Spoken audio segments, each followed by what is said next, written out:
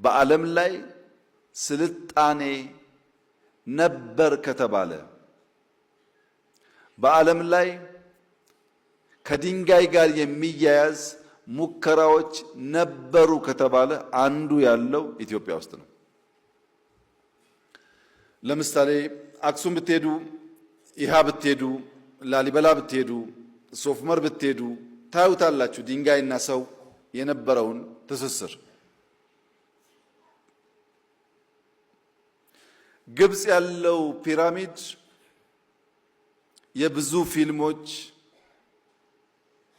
የስልጣኔ ምንጭ፣ ብዙዎች ሊያዩት የሚጓጉለት ሲሆን ኢትዮጵያ ያለው እንደዚህ ያለው ስልጣኔ በእኛ ስንፍና ምክንያት ብዙ ያልተነገረለት ሊሆን ይችላል።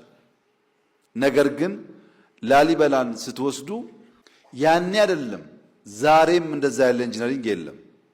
ሁሌ የምናውቀው ወደ ታች ይቆፈራል፣ ፋውንዴሽን ይሰራል፣ ቤት ወደ ላይ የሚገነባው።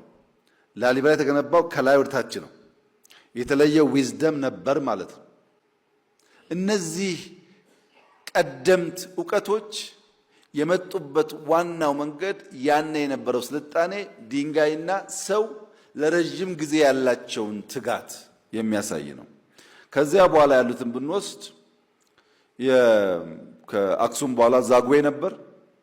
ከዛጉዌ በኋላ ጊዜው በትክክል ዲፋይን ባይደረግም ዛጉዌ አካባቢ ወይም በፊት ባሌ አካባቢ ያለው ስልጣኔ ይነሳል። የጎንደር የዛሬ 400 ዓመት አካባቢ የነበረው ስልጣኔ ይነሳል። አሁንም የሚታይ ነገር ስላለ የሐረር ስልጣኔ ይነሳል። የጅማ፣ የሸዋ፣ የከፋ፣ የወላይታ፣ የዳውሮ ይቀጥላል በየቦታው ማለት ነው።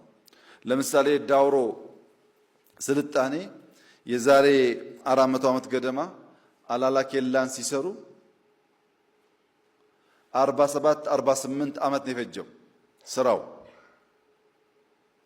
አሰራሩ እንዴት ነው?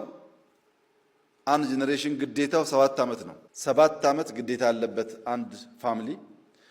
አንድ ዓመት ልጅ ጥሎ ቢሄድ 7 ዓመት ድንጋይ ቆርቁሮ ሲመለስ ልጁ 8 ዓመት ይሞላታል። 8 ሲሞላው ይተካል በሌላ ሰው ማለት ነው። እንደዛ እያሉ 4 5 ትውልድ በቅብብሎሽ 47 48 ዓመት ነው አላላ ኬላን የገነቡት። ያ ሁሉ ድንጋይ ምን ይፈልጋል? መቆርቆር ይፈልጋል፣ መደርደር ይፈልጋል። በየቦታው የምናያቸው ኢትዮጵያ ውስጥ ያሉ ስልጣኔዎች ሌላ ቦታ ከተማርናቸው ስልጣኔዎች ጋር የሚቀራረብ ባህሪ አላቸው።